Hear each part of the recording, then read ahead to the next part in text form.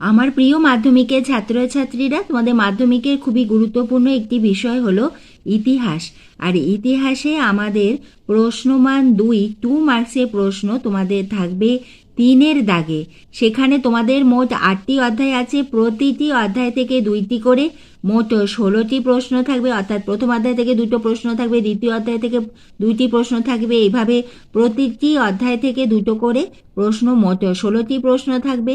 তার মধ্যে যে কোনো 11টি প্রশ্নের উত্তর তোমাদের লিখতে হবে। আজ আমি তোমাদের খুবই গুরুত্বপূর্ণ প্রশ্নমান 2-এর প্রশ্নগুলি দিচ্ছি। এর মধ্যে কোনো প্রশ্ন তোমাদের যদি অসুবিধা হয় আমাকে কমেন্ট বক্সে লিখে যদি জানাও, আমি তার উত্তর তোমাদের লিখিয়ে দেবো। তোমরা যদি বোঝো এইটা তোমরা ভিডিওটি 2x স্পিডেও দেখতে পারো। আমি চাই তোমরা এই ভিডিওটি একবার দেখো। এর মধ্যে যদি কোনো প্রশ্ন তোমাদের রেডি না হয় অতি অবশ্যই রেডি করে নাও, আর না পারলে আমাকে কমেন্ট বক্সে লিখে জানাও। প্রথম প্রশ্ন, সামাজিক ইতিহাস কি? ইতিহাসের উপাদান রূপে সংবাদপত্রের গুরুত্ব কি? আঞ্চলিক ইতিহাস চর্চা গুরুত্বপূর্ণ কেন? সরকারি নথিপত্র বলতে কি বোঝায়? পরিবেশের ইতিহাসের গুরুত্ব কি? স্মৃতিকথা অথবা আত্মজীবনীকে কিভাবে আধুনিক ভারতের ইতিহাস চর্চার উপাদান রূপে ব্যবহার করা হয়? উদের ডেসপ্যাচের গুরুত্ব কি? দিকু কাদের বলা হতো? ইতিহাসের বিষয়বস্তু কি? হিন্দু কলেজ কবে প্রতিষ্ঠিত হয় এবং এর উদ্যোক্তা কারা ছিলেন? মধুসূদন গুপ্তকে কেন জাতিচ্যুত করা হয়? সাঁওতাল বিদ্রোহের 2টি কারণ লেখো। লালন ফকির বিখ্যাত কেন? তিতুমিরের বিদ্রোহকে ওয়াহাবি আন্দোলন বলা যায় না কেন? নিম্নবর্গীয় ইতিহাস বলতে কি বোঝো? মানুষের খাদ্যাভ্যাসে পরিবর্তনের কারণ কি? হিন্দু প্যাট্রিয়ট কোন বিদ্রোহকে সমর্থন করেছিল? এই পত্রিকা কতদিন চলেছিল? নীলদর্পণ নাটকের বিষয়বস্তু কি? বাংলার নারী শিক্ষা বিস্তারে রাজা রাধাকান্ত দেবের ভূমিকা বিশ্লেষণ কর।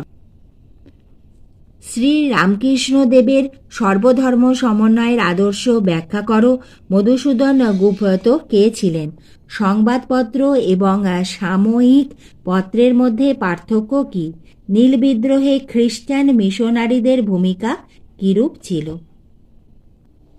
নীলকররা নীল চাষিদের উপর কিভাবে অত্যাচার করত তার সংক্ষেপে আলোচনা করো। নীল বিদ্রোহের হরিশ্চন্দ্র মুখোপাধ্যায়ের ভূমিকা কিরূপ ছিল?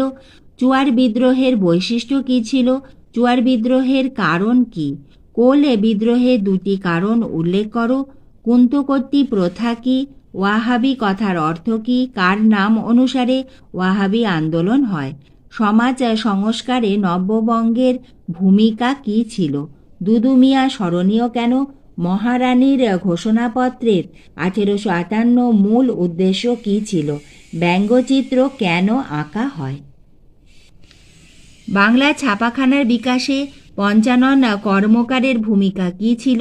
উত্তর একই হবে, প্রশ্নটা আলাদা দেখো। বাংলার ছাপাখানার উদ্ভবের পশ্চাতে কারণ কি? অর্থাৎ এই 2টি প্রশ্নেরই উত্তর কিন্তু একই। ভারতবর্ষীয় ব্রাহ্ম সমাজ বিভক্ত হলো কেন?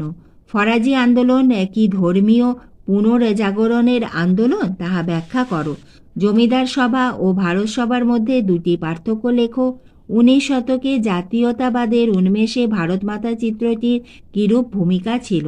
তোমরা এই প্রশ্নের উত্তরগুলো যদি রেডি করো তাহলে এখান থেকে তোমাদের যদি 4 মার্কসেরও অনেক সময় আমাদের ঘুরিয়ে প্রশ্ন আসে, তার উত্তরও কিন্তু তোমরা লিখতে পারবে।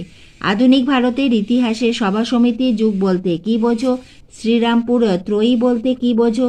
বারদৌলি সত্যাগ্রহ কি? মিরাট ষড়যন্ত্র মামলা কি? ফরাজি ও ওয়াহাবি কথার অর্থ কি? মির্জা গালিব কে ছিলেন? কবে কার উদ্যোগে বঙ্গীয় বিজ্ঞান পরিষদ গঠিত হয়? রবীন্দ্রনাথ ঠাকুরের শান্তিনিকেতনের আদর্শ কী ছিল? কবে কোথায় সর্বভারতীয় কিষাণ সভা স্থাপিত হয়? কানপুর বলশেভিক মামলায় কারা অভিযুক্ত ছিলেন? আমাদের ইতিহাসের মোট 8টি অধ্যায় রয়েছে। তার মধ্যে তোমরা যদি যে কোনো 6টি অধ্যায়কে খুব ভালোভাবে রেডি করে নাও তাহলে, কারণ আমাদের 11টি উত্তর লিখতে হবে, তোমরা যদি যে কোনো 6টা চ্যাপ্টারকে খুব ভালোভাবে রেডি করে নাও তাহলেই কিন্তু তোমাদের 2 মার্কসের উত্তর কোনো অসুবিধা হবে না। শুধু তাই নয়, তোমাদের 4 মার্কসের উত্তর লিখতেও তোমরা অতি অনায়াসে লিখে ফেলতে পারবে।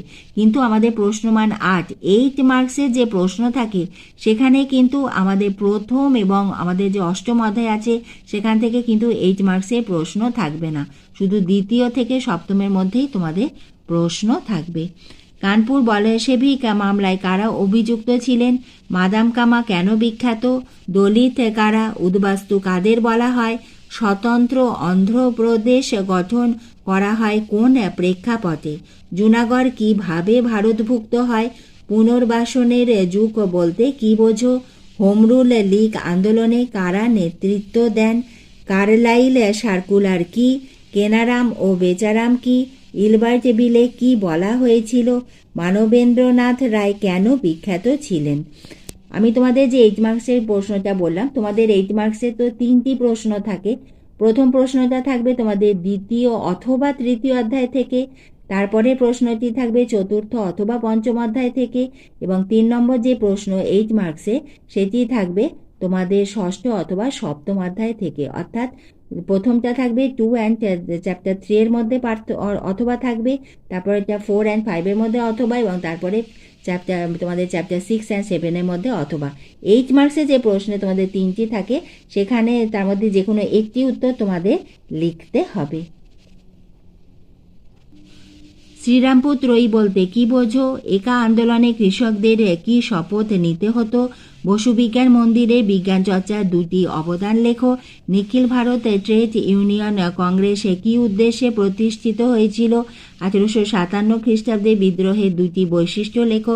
এখানে যদি আমাদের 1857 খ্রিস্টাব্দে বিদ্রোহের 2টি বৈশিষ্ট্য তুমি যদি রেডি করে যাও, তাহলে আমাদের এর ওপর যদি 4 মার্কসের আসে তাহলে তোমাকে একটু বাড়িয়ে এটা লিখলেই হবে। যদি তোমার বড় করে মুখস্থ করা থাকে তাহলে 2 মার্কসের সময় তোমাদের একটু ছোট করে লিখতে হবে, কারণ আমাদের এখানে 2 মার্কসে উত্তরের ক্ষেত্রে 2-3টি বাক্য থাকে, সেখানে 5-6টি বাক্যতে লিখলেও কোনো অসুবিধে নেই। পঞ্চানন কর্মকার কেন বিখ্যাত? তেভাগা আন্দোলনে কি? কাকে কেন বাংলার গুটেনবার্গ বলা হয়? তাম্রলিপ্ত জাতীয় সরকার কি কি উদ্যোগ নিয়েছিল? আজ আমি তোমাদের খুবই গুরুত্বপূর্ণ 2 মার্কসের প্রশ্নগুলি দিলাম। ভিডিওটি ভালো লাগলে একটা লাইক করে দিও, বন্ধুদের শেয়ার করে দিও। এইভাবে আমি তোমাদের ভিডিও দিতেই থাকবো, তোমরা লক্ষ্য রেখো।